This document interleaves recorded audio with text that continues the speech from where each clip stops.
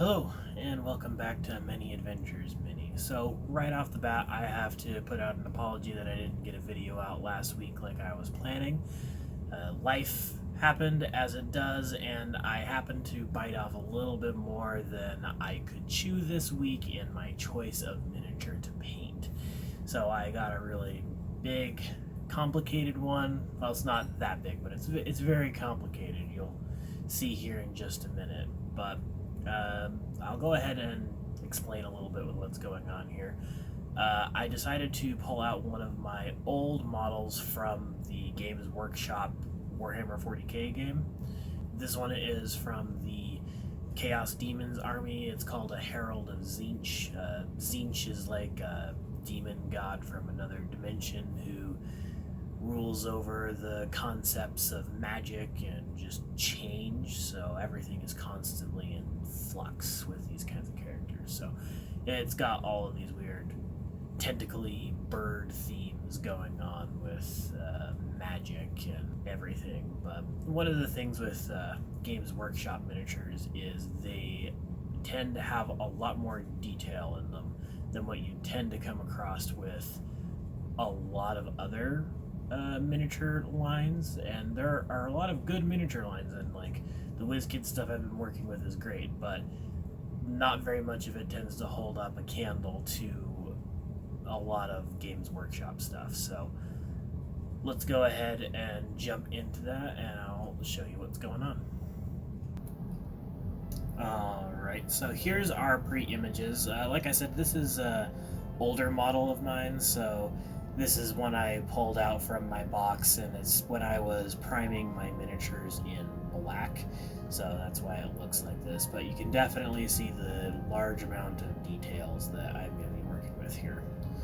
But to start off, I pull off this Warlock purple color for an army painter, and it really is kind of a peak color. And so that's why I'm using it here, going in on this guy's skin. This Herald is a Herald of Tzeentch, who's very similar to the basic troops of the army in this game, which are called pink horrors. So that's why I'm going with the pink theme. It kind of just holds everything together, and it's very just traditional to the basic box art that you get, and that's kind of what I'm going with here. So I give everything a thorough base coat, and I do have to do like more coats than I normally do because I'm working up from black, so it's showing through pretty thoroughly. I come over to this shining silver because I wanted a very bright silver, and I just coat this entire platform this guy is standing in it. And this platform is what has added on so much extra work onto this, because it's almost like having an entire model or two in addition to the character that I have to paint up. It's elaborate basing at its finest, and it just took a while, but I fill in a bunch of the silver there before moving on to my mummy robes here. This is just another example of why I don't prime in black anymore, because light colors are so much more difficult to build up to and require several coats in order to get a good, flat-looking, brighter color. Whereas if I just started with a lighter color, I would have only needed 1 or 2 coats instead of the 5 or 6 I needed to get this mummy robe's color to stick. But I stick it on his cloth and on his feathers. He's got a lot of feathers dangling around on his armor and whatnot. And I also use the mummy robe's color for for these scrolls over here, and for the pages of all the books coming off of this platform and the one in his hands. And again, this is just like the process of several coats. I've done my best to cut out any extra coating where I'm just going back and going over stuff again to get a more solid coat. But again, just going back in with some silver, hitting areas. I pull out this demonic yellow because I thought it would work great for this guy's beak. Like I said, this army has kind of a tentacle bird theme going on, so I use this yellow for the beak because I'm feeling a little bit more cartoony with these guys, since they're otherworldly demons from another dimension. And I pull out my leather brown here, and I put it on the backs of at least some of these books for that leather bound appearance. I don't do this on all the books, but I do it on a good 2 or 3 of of the books around this platform. I think it looks pretty good. It's not always the best solution, but it works alright. But then I use this dragon red to do the ribbons on these scrolls, which I think stands out pretty well and I like it. And I also color in the ribbon attaching it to the base, because I figured why not. And I'll also use it to color in the red for this maw coming out of the center of this book, which I thought was a fun little detail on the model, so I enjoyed that. And then again, just going back and touching stuff up here and there. I'm also using the Demon Yellow as the base color for this flame coming off of his staff, and I'll come back and work this up later with some other colors to make it look like fire, but for now I'm just base coating him. And I also pull out that ultramarine blue there in order to have one book at least that's different, and this book looked like it was made out of monster hide, so that's why I went with the blue one there. And then I use my homemade indigo wash here to go over the base of the disc here, and this just tints it a little bit blue, but it's not a super strong effect. It's subtle enough that you could almost miss it if you weren't looking for it, but I really liked the effect I got from putting this blue tint on everything. And I also used the blue wash on his loincloth skirts thing. Because of the way I make my wash, it leaves my brights very bright and gives me those nice blue shadows. And then I use Games Workshop's Dracolich Violet. It's a nice purple wash that I'm using on this guy's skin. It pairs well with this purplish pink, and it does everything I need it to there, but it does darken it up significantly. But here I'm also using this lava orange with the demonic yellow to get more of this fire effect. I'm leaving the yellow in the recesses and just building up the orange the farther away from the flame source I get. And I do the same thing with the pure red color, just coming in, and the farther away I am from the source, it's where I tend to add the red, because you go from yellow to orange to red as the fire cools.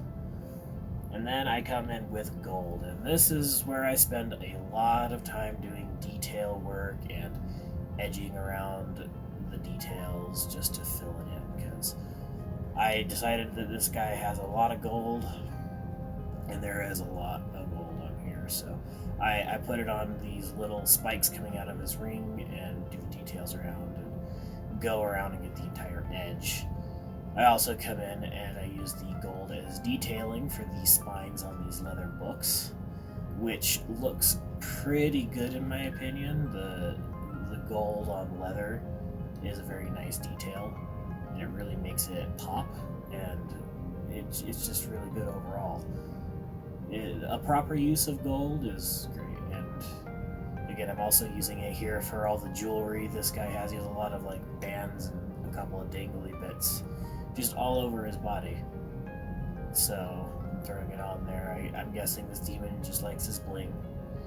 Fill out the head of his staff in gold as well, just to contrast with the silver on the shaft of the staff, so that works pretty good, and I feel like it works as a good base for the flames coming off of it there as well. But then I also start working on the disc here, and I go over just all of these raised areas and just apply a layer of gold onto the top. This takes a while, and I'm just trying to be very careful to make as few mistakes as possible, since I've already tinted the silver there. I don't want to have to go back and fix it, so I just be as careful as I can and go and get all of those details as best as possible. And again, coming here and detailing on another book, though I'm going a little bit out of frame, so I apologize for that, but again, it just looks great when it's done. And then I come in with some skeleton bone to get this guy's nail claws. Adds a nice touch there, and I also use it on his feet as well there. And I do believe I also use it on the book maw.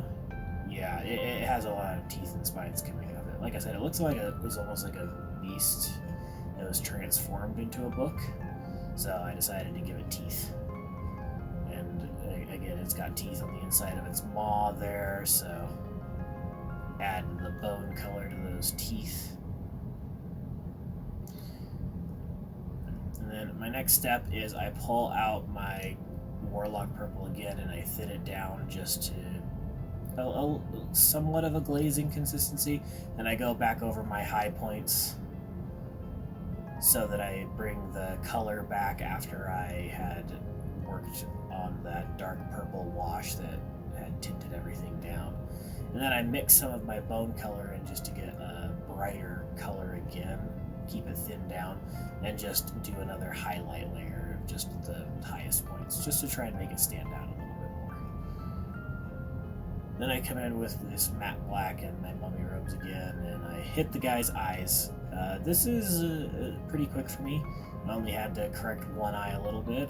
It's something that I'm getting faster at, and I'm happy that it's starting to get better. I work it slightly different here. I use this moon dust for all the eyes on these books. I figure that looks a little bit more intimidating and demonic. So that's what I went with there. So I just cover this book that's got all these eyes in here. It's kind of interesting. And I have also got some eyes on this beast book, so I kind of fill them in here and just use the black to put the pupils on. I go with kind of a slit pupil design, and I think it works pretty good. It's nice and intimidating to see all those eyes staring at you from that book, so it's kind of cool. And then I come in with some dragon red. I've got a bunch of like these eye jewel things going on all over the place, and I just go and fill those in all over with those. I don't get too fancy with that, but next I take my matte black with sharpen the tip as much as I can, and I just do some rough magic looking symbols and some squiggly lines to represent text in these books.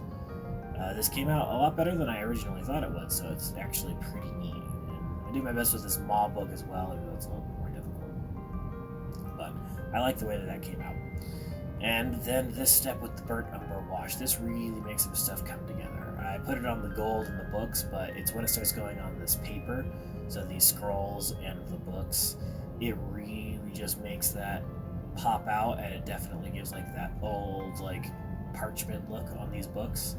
And I really like the way that it turned out. It just looks really good. And I also make sure to hit all my bone bits just to make them tinted the right color as well. And then we've just got the finishing step here with the matte varnish. That's my preferred type from Vallejo. And when that's done, I have pretty much finished. I might need to go back in here and touch up a few details here and there at a later point, but at this point I was happy with where I was and decided to call it for the video at least. And I had a lot of fun with it. It's got a ton of detail and there is so much going on. Alright, so I hope you guys enjoyed that. I had a lot of fun putting this one together, even if it was a lot more work than I originally thought it was going to be going into it. If you noticed, I'm trying out something different with my backgrounds here, just showing my workspace instead of the backdrop I was using before. So let me know what you think of that or anything else in this video. Just leave a comment down in the description and I'll get to looking at those. If you like the video, please give me a thumbs up, and if you want to see any more of my videos, please subscribe and hit the notification bell so you get notified whenever any new videos get up. And with that, I will do my best to see you guys here next week.